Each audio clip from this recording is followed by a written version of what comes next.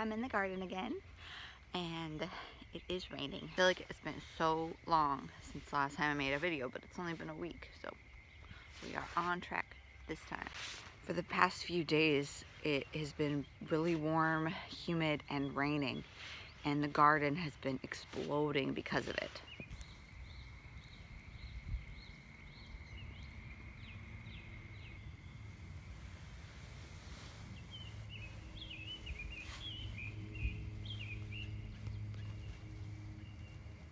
Currently, I'm excited because my pole bean sprouted and my sunflowers that my little Jack helped me plant are huge already. Let me show ya. Isn't that crazy? This is the tallest one, but it's already taller than the ones that I started inside. What the heck? So cool. I know in every video I mention how surprised I am at these the snap snow peas, but oh my gosh. First of all, they are growing well, way longer than I thought they would. I thought it'd be too hot by now because that's what I was told, that they do better in the cold. And maybe they do tolerate the cold, but they're doing really great right now too. Yesterday I picked, I think, like over 13 peas off all my plants, which I know is probably not like that amazing, but I was excited about it.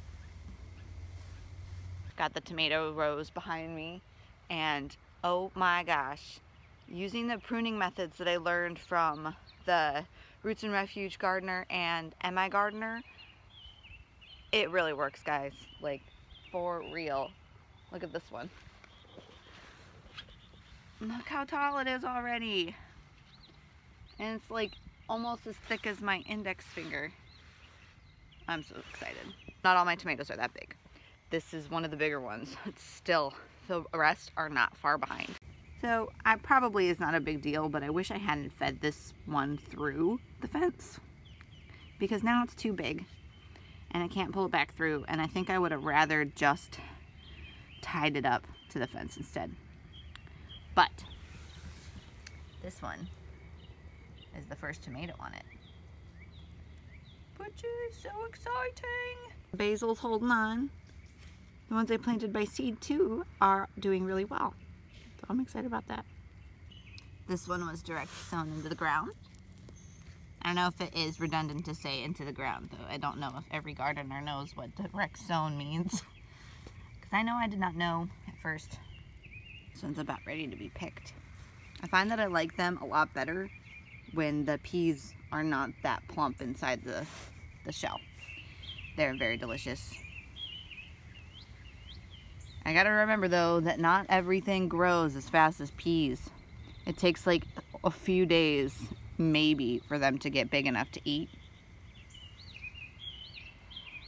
So tomatoes and everything else will take way longer, must remember. There's another basil. And another basil. And another basil. And another. You know how they say knee-high by the 4th of July for corn?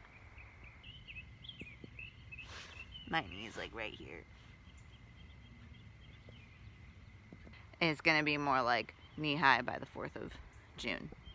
No beans on the bush bean plants yet, though I don't think it'll be long. I learned that beans are nitrogen fixers, which means if the soil they're planted in doesn't have what they need, and as far as nitrogen goes, they will create it or whatever, fix it themselves. Nitrogen fixers. And I learned also that tomatoes do well when there is a good level of nitrogen in the soil. And I don't know if you can tell from here, but there is a tomato plant on the other side that kind of went up through the fence. And you can see a little better on this side. And there's some more tomatoes on the other side of this row with the bush beans. So I wonder if these ones will be healthier than the ones that don't have the pole beans or the bush beans next to them. Cucumbers are starting to sort of take off. This is from seed, this one's from seed, and that one's from seed. But this one was a plant. That was one of the plants I got from my friend too. And so was that. They're in pretty varying sizes. Even some of the ones that I started from seed are bigger than the ones that I got in plant form. Sadly, this plant's first zucchini did not make it. I hand pollinated that one, and I think that was a mistake because how I did it was I just broke the stamen off of the male flower and stuck it in the female flower and left it there, and that must have been a bad idea because the flower and the end of the zucchini was rotten. Though there is a thing called blossom end rot, and that could have just been what was going to happen anyway. Portable garden seat, though it's quite wet. Will not be sitting on it. Pumpkin, pumpkin, pumpkin, pumpkin. Look at this guy. Pumpkins are cool. That I'm gonna need to tie up too soon. A couple of farms around us that are growing corn. You see like the huge fields of corn on the side of the road. And it looks like they planted theirs a lot closer together in rows and more densely in the rows themselves. So I think next year we'll be able to grow the same amount of corn and take up less space. This first zucchini mound used to have 2, but the one got pruned a little too heavily by me and I think a munchkin or 2 because they saw me pruning and they thought it was okay to do it themselves apparently. This one looks like it's being eaten. I found a bug on one of the plants that looked like a ladybug, but it was like twice the size of a regular ladybug, and I think that might have been what was eating these. But I think that since the other one died, this one will do better in the mound by itself. I'm still waiting for the squash to come up out of these mounds too. I believe I planted one in this mound, one in that mound, and down the row some too. This cantaloupe looks like it's doubled since the last video, doesn't it? So this is the 3rd mound over to the right. And this zucchini on here is already bigger than the one that I had that I lost. Look at that. That must have been what that bug was doing. Dang bugs. These two are doing really well together. They came out of the mound in the perfect spots to use up the space very well, I believe. This one has a zucchini on it too. Those are about the same size, but that one's like crooked. This one looks super lacy. What in the heck? Who is eating my plants? See, I don't see any bugs.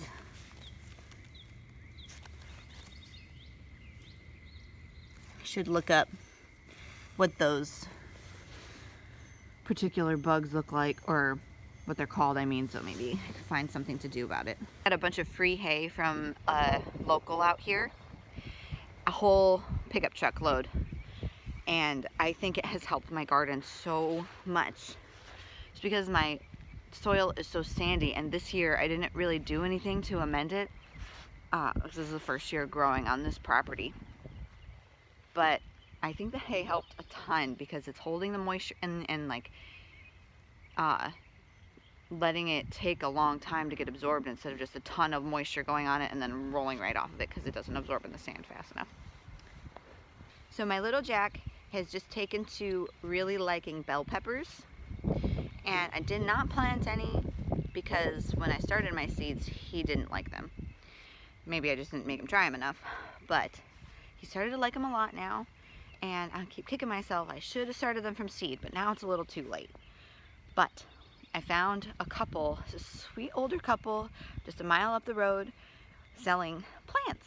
And I got 4 bell pepper plants, sweet bell pepper plants, for $1. The 3 larger ones are the ones I already had. This is my cayenne. How you doing? So many flowers on that. Jalapeno, jalapeno. And then these 4 are the multicolored sweet bell peppers. When I was picking up the plants from that couple, I saw they had some zucchini and squash plants, and theirs had the same coloring on the leaves as mine. So I asked them about it because Somebody told me that it could be powdery mildew. I was kind of nervous. Anyway, they said that it's just the variety of zucchini. I've been showing this in my videos a lot because I was like, it's not powdery or anything, it's just the variety of zucchini. Oh, that leaf looks so bad. So there's lots of exciting things happening in the garden. My cilantro is obnoxious. I need to figure out what to do about that. I was considering seeing if I could sell some on Marketplace, but I don't know. I might just dry it. That might be the best thing to do, because who knows if people will want to buy from me. Still no nasturtium. Should be coming up here in like a week or so. My pole beans have sprouted. Here's another one.